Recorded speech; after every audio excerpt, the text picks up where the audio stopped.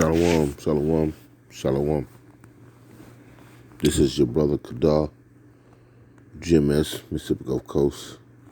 I'd like to start by giving all praise, honor, and glory to the Most High Yahweh, by Hashem, Yahweh Shai, by Hashem, Rakah, Quadash. Double honors are given unto the apostle elders of Great Millstone, men who have labored and suffered in this truth for over 30 plus years, making their lives and their bodies a living sacrifice. Also, I'd like to send a shalom to the hopeful elect, 1/3 of the nation of Israel, the speckled birds scattered throughout the four winds of planet Earth, north, south, east, and west, which consist of men, women, and children in that order. Also, I'd like to send a shalom to the elders of Great Millstone and the heads of the various GMS camps. Last but not least, I'd like to send a shalom to any of the Uakim out on the highways and hedges not named GMS, but walk in one body, one spirit in Yahweh Shai, preaching this 100% truth with all faith, truth, and sincerity, as taught to us all by the apostle elders of Great Millstone. To you all, shalom. I just want to touch bases real quick, Abaratazah, Lord willing, on this banking crisis, and how it's all just tied in as one big system. And Esau Edom, we know him as the so-called white man, has already alluded to this in so many ways, told you that this is one global, this is all one big global financial system. But starting back in 2007, 2008, with the change of power during the Bush administration going into the Obama administration, these things had made it to the surface. Mind you, it wasn't nothing that just happened in that instant. It was something that was already brewing. And the world leaders, the heads of states, they already knew all this, So this, with China, because that's basically what the video is going to end at. China is going through the exact mirror image of what happened here in 07, 08. The only difference is that China, for the most part, is out in the streets refusing to pay their loans, their mortgage loans. They're not as passive as Americans are. But anyway, let me read this right here. This is I googled this. This is 2008 housing crisis. And I tapped on this right here. It says, what was the biggest cause of the housing crash in 2008? And it says, for low interest rate and low lending standards fueled a housing price bubble. So that was done intentionally. Right there in the door, right there, read in the bold letters where it says, for first, low interest rates and low lending standards. They lowered their standards and they lowered their interest rates when that's something that they don't normally do. So they was told to do this. And mind you, this is all one big monopoly, one big giant web that spans the globe. All of these different financial institutions, whether they be in France, Germany, America, Sweden, England, you name it, China,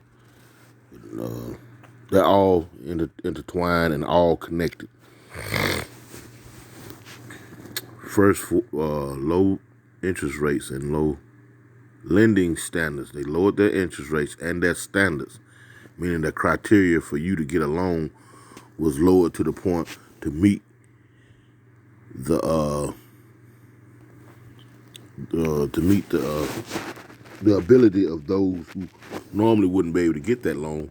They lowered it to the ability where where those who was not normally able to get mortgage loans and whatnot, they loaded to the ability to the standard of where they could get it. Now, why would you lower your standards? There has to be a purpose for that, and it's not to put all Americans in homes, and that ain't the case. Because if that was the case, you would. That's just not the case. That's not the case. I don't. This the heads of state, the people who really run the world, they can care less about whether you living outside in a shack or you living outside in a doghouse or you just living outside. Period. They can care less.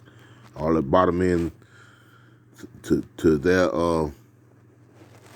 wants and desires is your dollar and complete control over you. That's it. So this is just one step in many steps that they had to take in order to get to achieve that total control over you. Anyway, let me read. Fueled a housing price bubble and encouraged millions to borrow beyond their means by buying homes they couldn't afford. There it is. The banks and subprime lenders kept up the pace by selling their mortgages on the secondary market in order to free up money to grant more mortgages. And this is when they was what they call bundling the loans and selling it to to another financial group. And mind you, they all tangled and entwined together. But this was actually freeing up the banks to keep lending, to keep taking on mortgages.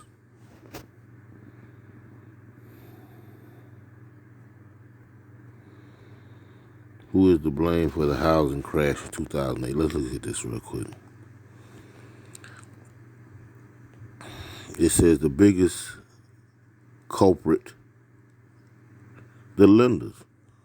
Most of the blame is on the mortgage originators or the lenders. That's because they were responsible for creating these problems. After all, the lenders were the ones who advanced loans to people with poor credit and high risk of default. Then the finger has to be pointed at someone, but now the lenders, the banks are owned by someone as well. Who gave the banks to go ahead? It only goes up, the blame only goes up so far, and it has to stop because the true culprits, they can't be mentioned with none of this, the people who are really going defaulting on these loans and overextending and overexerting the people with credit loans and mortgages and whatnot, who they can't be mentioned in this,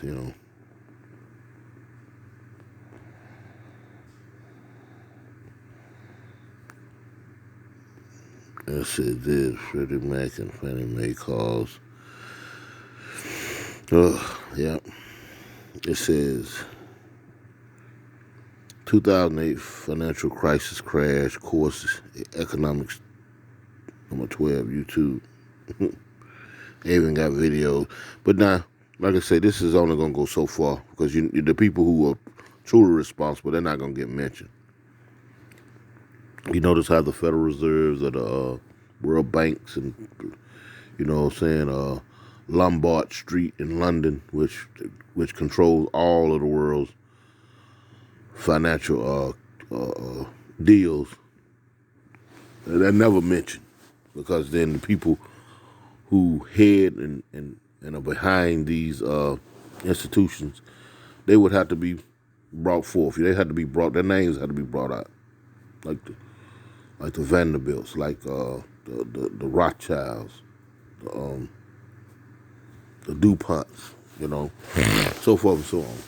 But their name's not going to be mentioned because, like I say, they already have puppets and fall guys for that. Your prime ministers, your presidents, characters of that state there, those are the fall guys. and the institutions that they set up, like Freddie Mac and Fannie Mae and, you know, Lehman Brothers. Let's see, the market crash explained. Well, it's a plethora of different who saw the housing bubble coming. The financial crisis hit 10 years ago. For some, it feels like yesterday. You know, there's a plethora of different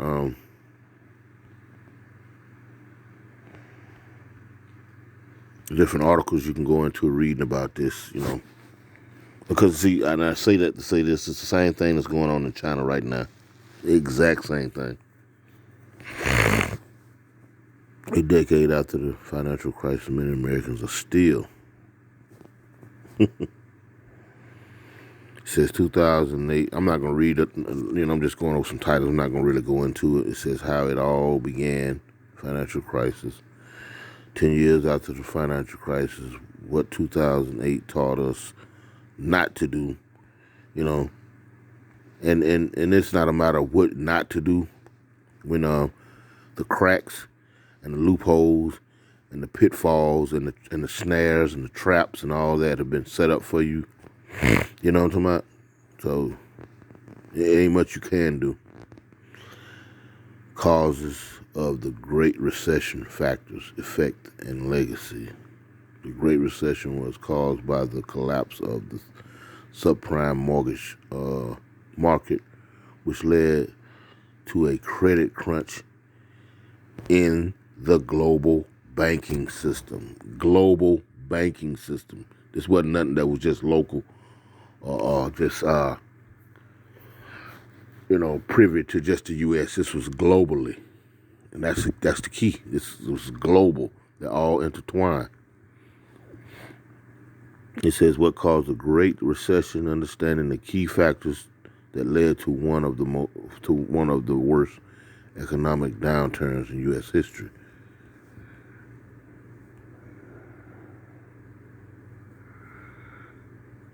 Widespread defaults on homes for sale. The Great Recession, one of the worst economic declines in U.S. history, officially lasted from December 07 to June 09. The collapse of the housing market, fueled by low interest rates, easy credit, insufficient regulations. You know what I'm saying? It was just blatantly undisciplined lending, you know. This was, there was intentionally. And toxic subprime mortgage led to economic crisis. The Great Recession's legacy includes new financial regulations and an activist Fed. Now, that was one of the end goals right there, so that they can implement new regulations. Implement new regulations. Chaos, economic sites, main culprit, collapse, default, high risk. It's saying the same thing pretty much over and over. Let's see, Wall Street. It's pretty much saying.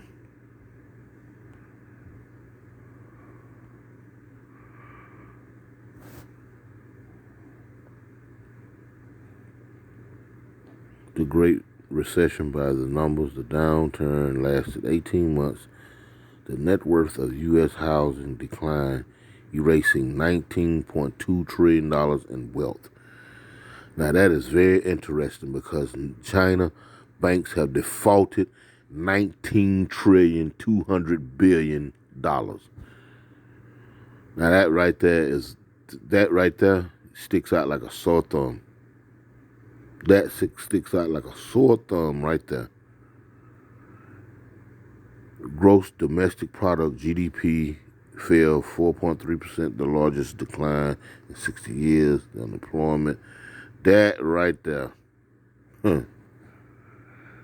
If you need any proof that all of this is intertwined, and the exact same number that's going on in China right now. Matter of fact, let's get out of here. Let's go to China.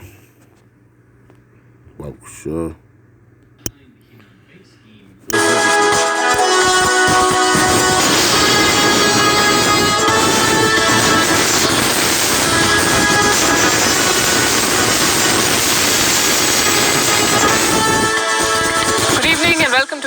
I'm Palki Sharma Upadhyay. Let's get started.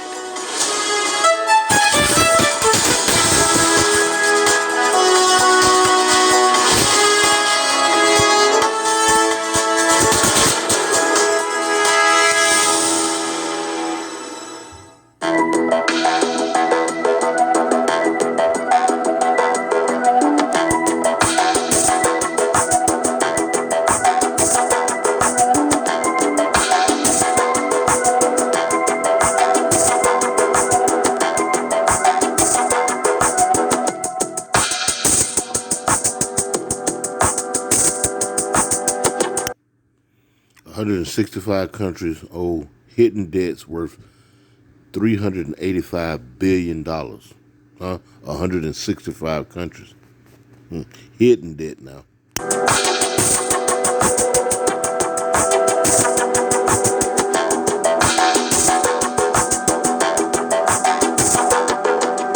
got the right video. You must have heard of Squid Game. It's a Netflix series that has made more than $900 million already, the biggest earner in Netflix history. Its story is quite simple. People buried in debt play a deadly game. If you win, you earn big money to repay your debt or whatever you want to do with the money. If you lose, you're killed. What if we told you that countries are also playing Squid Game? They're buried deep in Chinese debt and they're staring at a carnage. China's own economy is on very shaky ground. It is powered by debt.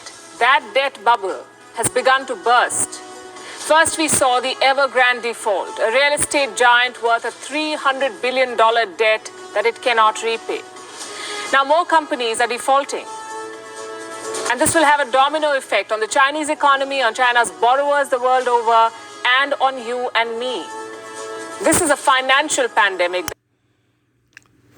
Financial pandemic, and that word pan goes into everyone.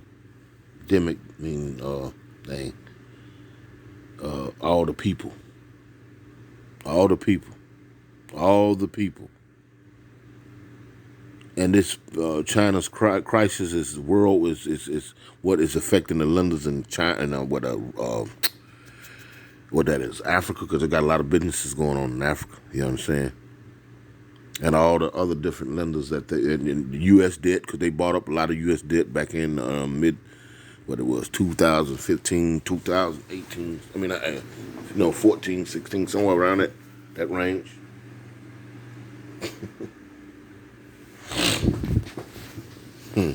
Anyway, I'm hoping I got the right video where it shows that 19 trillion, 200 billion. China is set to export. The virus of debt is jumping borders already. On Gravitas tonight, we'll bring you the full story and what it means for you. Also on the show, North Korea is upping the ante with another missile test. A submarine-launched ballistic missile, says Seoul, days after Kim Jong-un said he does not want war. In Bangladesh, massive protests against the attacks on the Hindu minority. International agencies express concern. Dhaka says this was part of a conspiracy against Hindus. Donald Trump wants to contest the next presidential election in the U.S., but before that he must fight many legal battles. He says this is harassment of America's favorite president, typical Trump.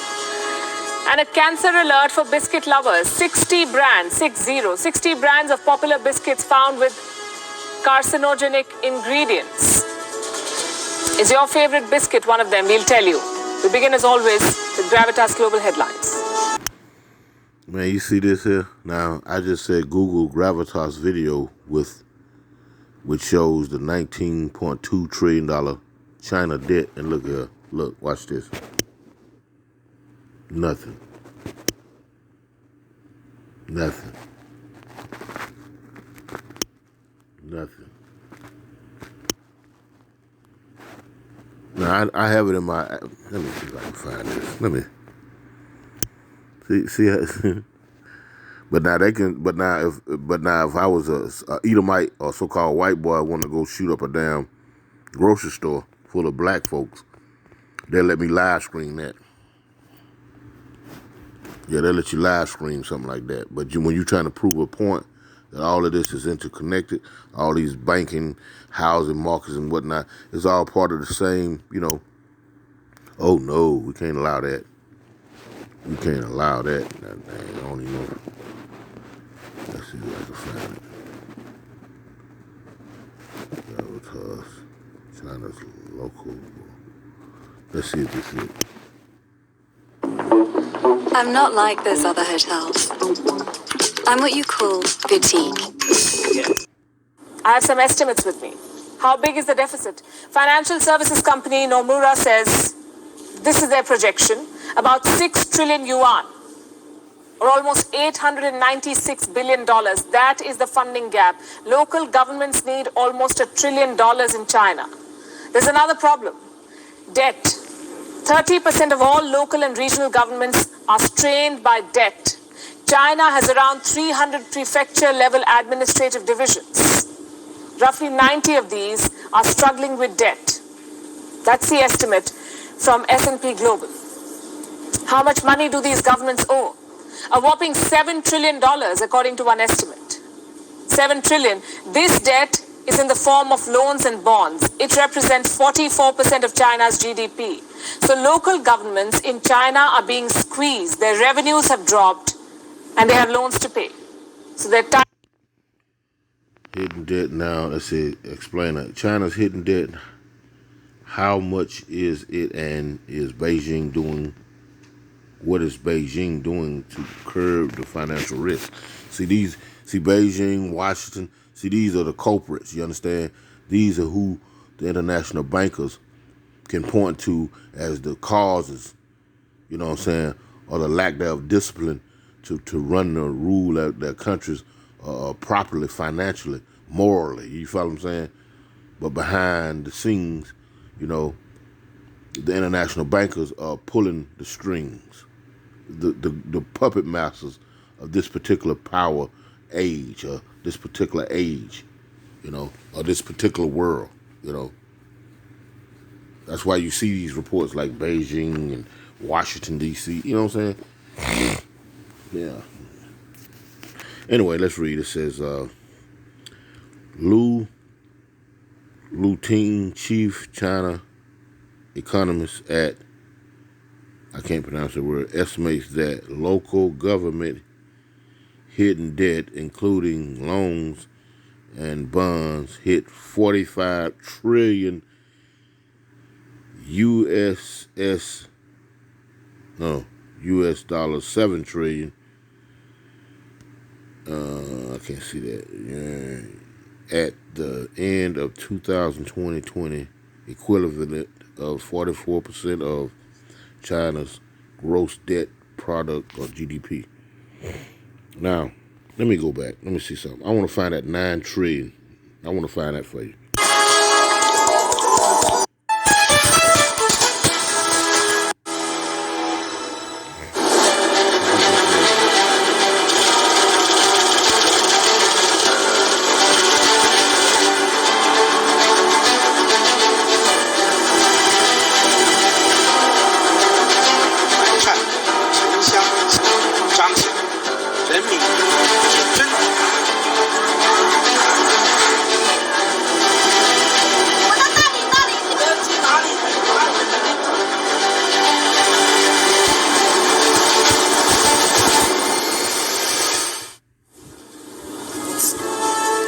Last week, we told you about a boycott campaign in China, how thousands of citizens in China had stopped paying their EMIs. They're not getting their apartments, so they've decided to not pay their loans. China's debt pile is getting bigger by the day, and the Chinese state is keen on adding more loans to it. You see, local governments in China are facing a crisis. They've run out of cash. There is a funding gap of close to $1 trillion. $1 trillion. Beijing won't bail out these governments. The banks won't pitch in. They've already leveraged beyond limits. So where will this money come from? Where will they get the $1 trillion they need? Local governments are turning to the risky investors. These are amateurs who don't really know what they're getting into. There are clear weak spots in the Chinese economy now. Banks have failed in China. Real estate developers have defaulted. Will local governments be next? On Gravitas Tonight, we'll tell you about China's debt crisis.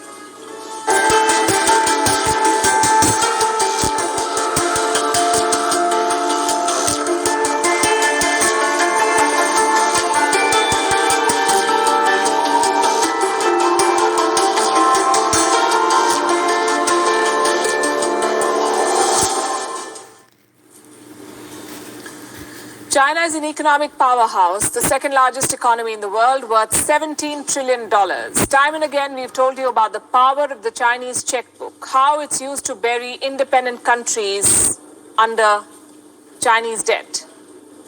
Now, what if I told you that the same China is running out of cash, that Chinese government, the local governments at least, are unable to make ends meet, and the central government is unable to fund local governments? There is a big hole in China's budget. Do you know how big? Close to $1 trillion.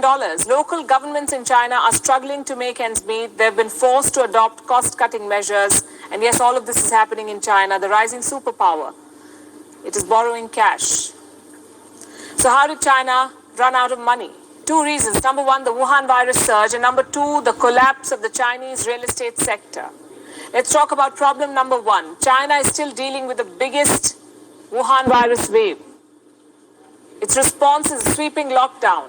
This has hit the Chinese economy hard. Economic activity came to a grinding halt, so the government revenue has shrunk. Problem number two, the real estate sector. It is a big source of revenue for the Chinese state.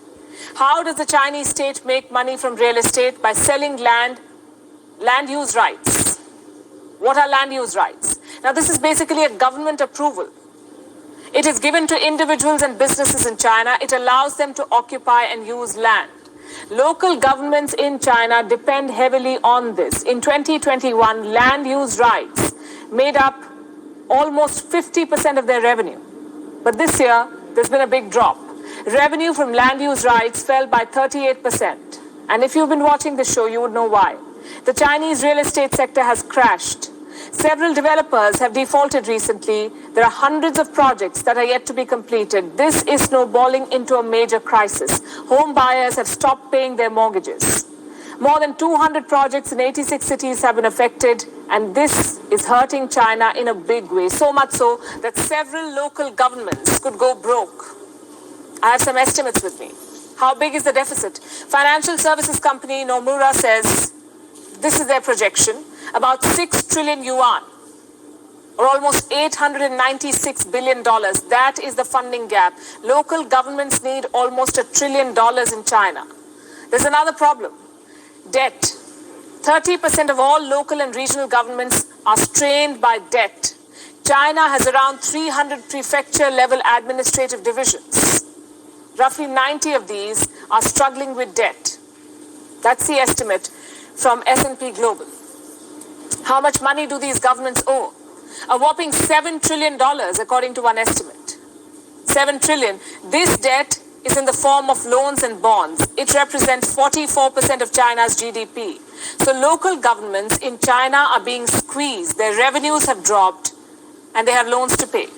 So they're tightening their belts. They're cutting costs and expenses. Officials have been asked to print on both sides of paper. The use of air conditioners is being monitored rather. Officials cannot bring aides to meetings. There are curbs on buying stationery supplies. There are no notebooks and pencils for civil servants and meetings in some places. This is James chapter 1. The Slack is chapter 5 and verse 1, and it reads, Go to now, ye rich men, weep and howl for your miseries that shall come upon you. Your riches are corrupt, and your garments are moth-eaten. Your gold and silver is cankered, and the rust of them shall be a witness against you, and shall eat your flesh as it were fire. Ye have heaped treasures together for the last days. Yeah. But it says, verse 4 says, Behold, the hire of the laborers who have reaped down your fields, which is of you kept back by fraud, crieth, and the cries of them which have reaped are entered into the ears of the Lord of Sabaoth. Yeah. And these people, China, these Chinese, these Americans and whatnot, globally, worldwide, man, you see the rental. They had a deal on a grace period on paying rent and mortgage, all kind of things, you know what I'm talking about? And that was all set up by the international bankers, you know what I'm saying, by way of their puppet governments and puppet leaders, you know, the further entangle the people into a quagmire that they can't get themselves out of. Turn around and default on things, you know, like on the rent moratorium and whatnot. They turn around and default and say, you owe all that. Let the renters, the landlord, say, no, you owe me all that back. All of that. You know, misleading the people. The U.S. dollar is done. And anybody else who had bought into U.S. debt and whatnot, you know, and it didn't take our time to change out the system to a more clean, efficient way of doing finances. They're done. That's why these international bankers are going to move to this one world, one global system, one way of doing things, a digital way. In all countries, and all the countries on the face of the planet, for the most part, are involved. They're going to have to go along with the new way of doing things. And yes, this is China we are talking about, a country that gave loans worth trillions of dollars to the world, a country that trapped nations under the burden of debt. Now, Chinese local governments are caught in the same trap. They don't even have enough money to buy stationery.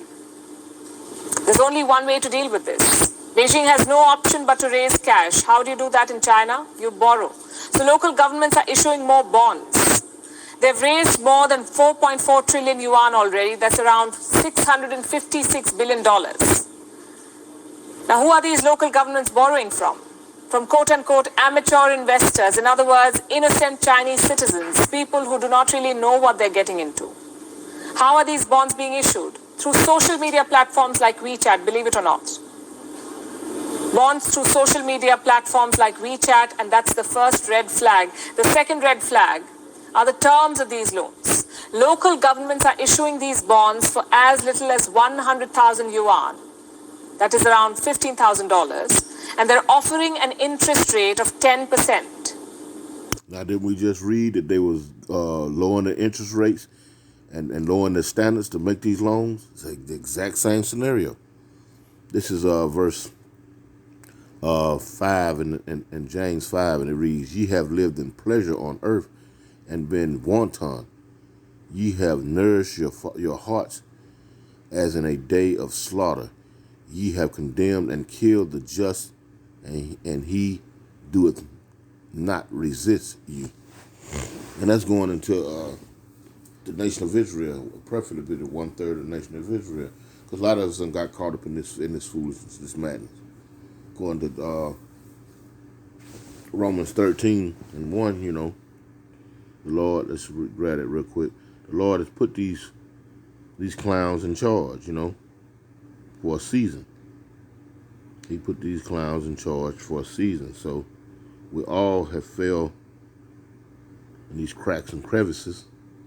This is Romans 13 and verse 1. It says, let every soul be subject unto the higher powers. See? Let all souls be. So that's the 1/3 as well, you know, the just. For there is no power but of God. The powers that be are ordained by Yahweh Shem Yahushua. Whosoever therefore resisteth. See, that's why I said, it just said that, and the just don't resist you, do have not resisted you. You know what I'm saying? The 1/3 of the nation of Israel have come to the understanding that the Lord is behind this. He's doing this. So your job is to come back into these laws, statutes, commandments. Do the will of the Most High Yahweh Shem Yahushua. And do it to the best of your ability, Lord willing. You know what I'm talking about? It says, whosoever therefore resisted the power, resisted the ordinance of Yahweh Shem Yahushua, and they that resist it shall receive to themselves damnation. So, you know, we're not guilty of running down to Egypt and trusting in man and all that. No, we believe that the Lord is doing this. This is the Lord's will. There ain't nothing you can do about that. Ain't a dang thing that you can do about it. It says, for rulers are not a terror to good works. They're not a terror to good works, because the scriptures also say that he that doeth the will of the Most High, even the Most High make even his enemies to be at peace with him. roughly paraphrasing. So, you know, if you're doing the will of the Most High, look, it's always going to be a situation, for the most part, where everything going to work out for you. You just got to have faith and belief, and and do the will. Do as you're commanded to do. For rulers are not a terror to good works, but to the evil, without then not be afraid of the power.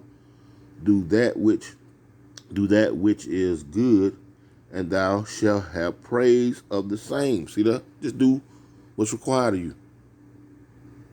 You Israelites, you so-called blacks, Latinos, and Native Americans who have repent, do what's required of you, and you'll have praise. The Lord will take care of you.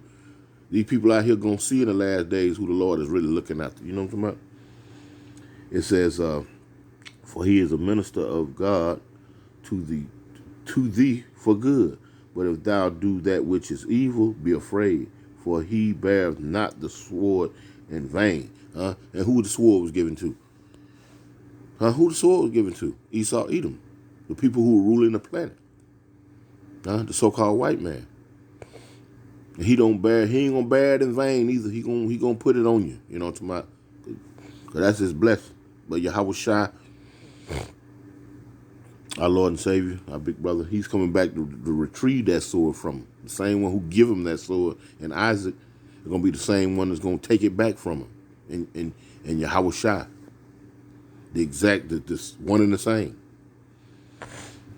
It says, bear the sword in vain, for he is the minister of God, Yahweh Bashem Yahushai, and a revenger to execute wrath upon him that doeth evil. So 2/3 of our people gonna have to get it. Point blank, simple. They just gonna have to get it.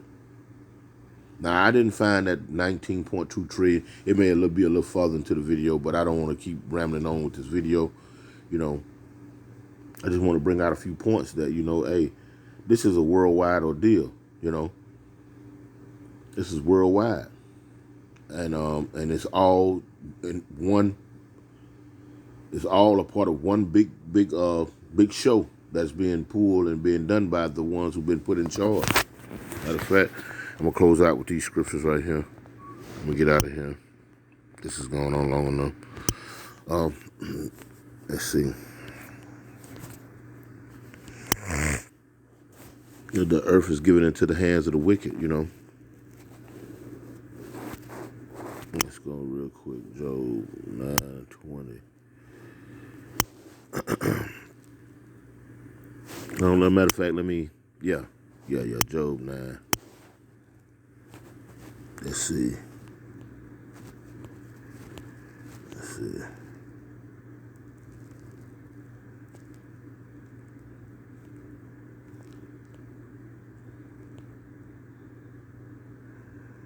Let's go to the point. This is Job 9:24, and it reads, "The earth is given into the hand of the wicked. He covered the faces of the judges thereof.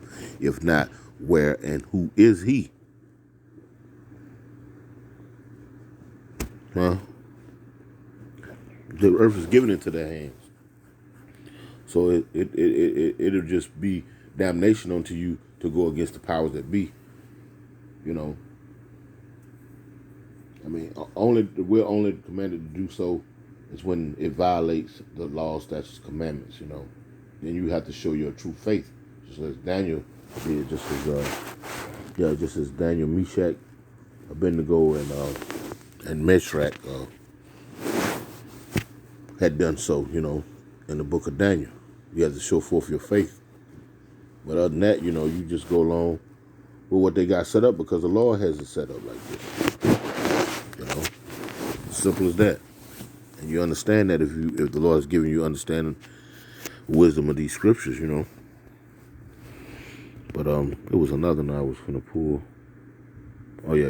Let me see, real quick. I'm gonna close out. I think it's 31.